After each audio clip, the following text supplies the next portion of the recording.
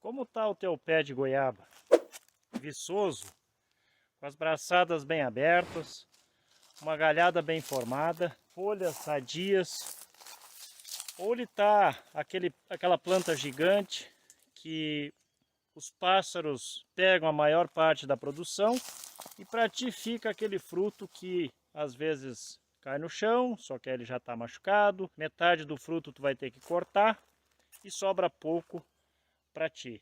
Hoje eu quero te mostrar uma das técnicas para manter em equilíbrio a tua goiabeira, assim como outras plantas também, outras árvores frutíferas, que pode-se adotar essa mesma técnica para manter o equilíbrio e manter uma boa produção das tuas plantas. Se este assunto te interessa, me segue e vamos à técnica.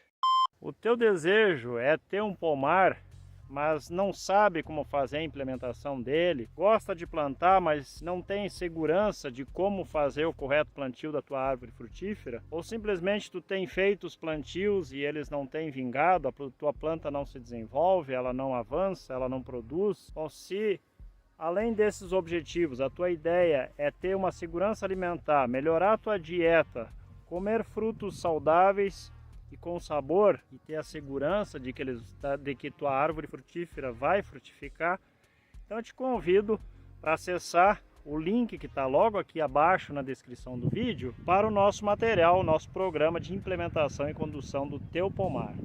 Eu acredito que vai te ajudar bastante e vai abreviar a tua luta para a implementação do teu sonhado pomar.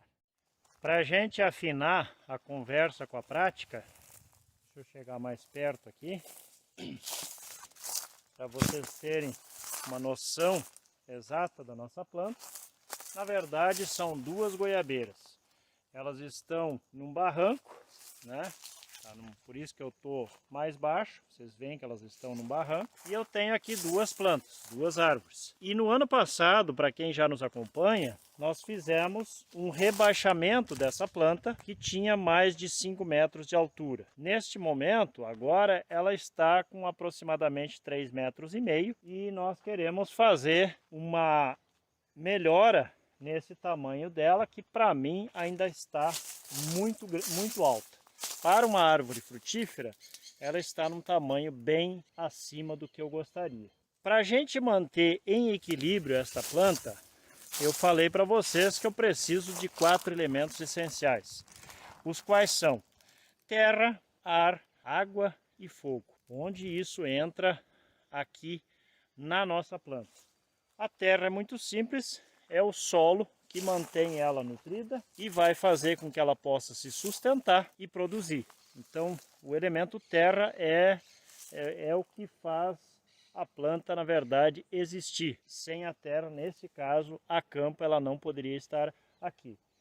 O elemento ar, ele está diretamente relacionado com a ventilação da nossa planta, o arejamento desta planta, e para isso eu preciso possibilitar que esta planta fique bem arejada. E para quem já nos acompanha, vê que do jeito que ela está, ou do jeito que elas estão, isso não se configura. Essa planta, ela está muito fechada, ela tem uma ventilação precária. E isso acarreta em doenças, acarreta em pragas oportunistas, acarreta em baixa produção e eu tenho uma vegetação muito elevada, eu tenho muita folha e isso vai prejudicar na questão da frutificação. Pois o elemento água, a água é essencial para nutrir também a nossa planta e para manter ela viva. Então, se eu tenho uma planta tão fechada quanto esta, o elemento água, em alguns momentos, ele vai ficar prejudicado, porque essa planta ela vai ter uma baixíssima umidade no interior dela, que também favorece algumas pragas e doenças oportunistas. Então, eu também estou prejudicando este elemento. E depois, por fim, o fogo.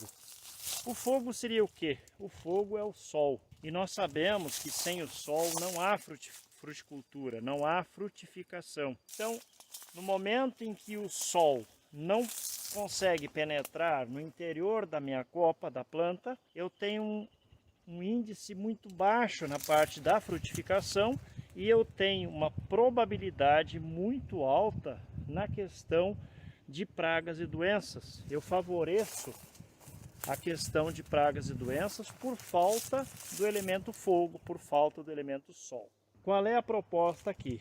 Nós precisamos entrar com uma técnica bastante antiga, que alguns questionam, mas para quem lida na fruticultura sabe que ela é essencial, ela é fundamental e necessária, que é a poda.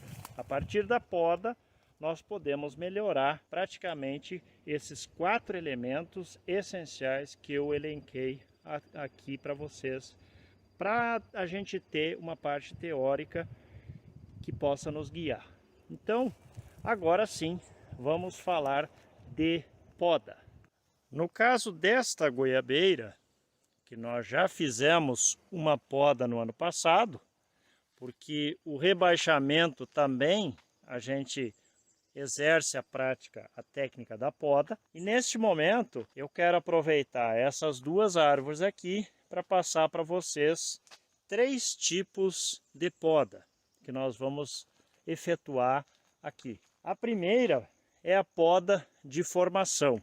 E aí talvez alguns vão dizer assim, nossa, mas a poda de formação foi falado há pelo menos 3, 4 anos atrás, em plantas de baixíssimo porte, onde lá no plantio, ou então logo depois do plantio, depois da planta se fixar bem no solo, aí então se faz a poda de formação. De fato, é correto. Porém, como nesta planta a poda de formação não foi feita, nós precisamos fazer o caminho inverso. Então eu tenho que ir de frente para trás. Eu tenho que agora trabalhar na formação dessa planta para que ela tenha um porte, para que ela tenha uma formação de ramos, de galhos produtivos e para que ela tenha uma forma de produção ideal do jeito que eu quero. Que ela tenha aquelas braçadas ideais para a produção de frutos. Isso a gente tem que abreviar essa caminhada lá no plantio, lá na hora de instalar nossas plantas no pomar. E por que eu digo isso? Vocês veem que eu tenho galhos bem calibrosos, olha o porte desses galhos e olha a distância dos galhos até chegarem na parte que vai ser a frutificação. Uma planta dessas, em ambiente adensado, ela não poderia jamais ficar desse porte, porque primeiro há um gasto de energia dessa planta, onde ela coloca galhos bastante calibrosos, mas não se configura em produção, e eu tenho um baixo aproveitamento de área. Então eu preciso encurtar essa distância desses galhos para que eu tenha de fato produção logo a partir do centro da copa. A segunda poda é a poda de limpeza. Então vocês veem nesses galhos que ali foi feito um corte, um galho bastante vigoroso ano passado, ela teve uma altíssima brotação. A poda de limpeza é retirada de excesso de galhos. Da mesma forma, eu preciso retirar galhos secos, que sempre na goiabeira eu vou encontrar. Os galhos secos precisam ser retirados. Galhos que porventura quebraram com algum temporal, algum vento. E galhos mal formados, que não servem numa formação de copa ideal que eu quero.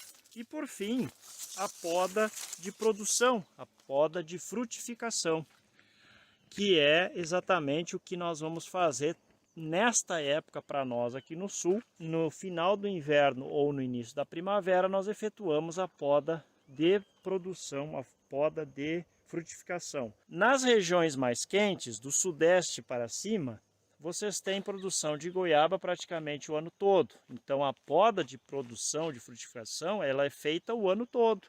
Termina uma produção, faz a poda e assim sucessivamente. A planta produz o tempo todo.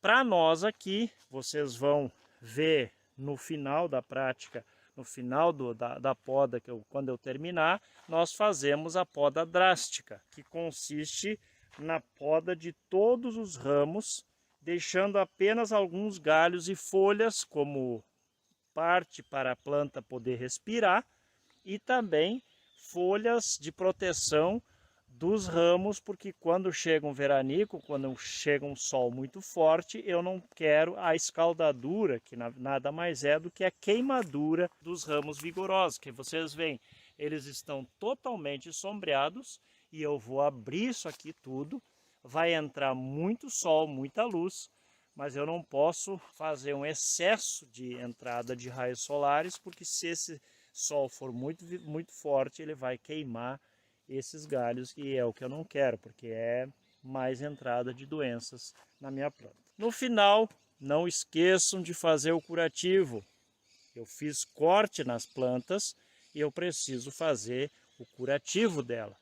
E vocês têm um vídeo nosso, que eu vou deixar aqui no final, na playlist, no final do vídeo, o melhor curativo, na minha opinião, para as árvores frutíferas depois da poda. Então, segue agora a prática e qualquer dúvida deixe nos comentários, entre em contato através do e-mail do Cultura, estamos aí para ajudar. Forte abraço, até o próximo vídeo.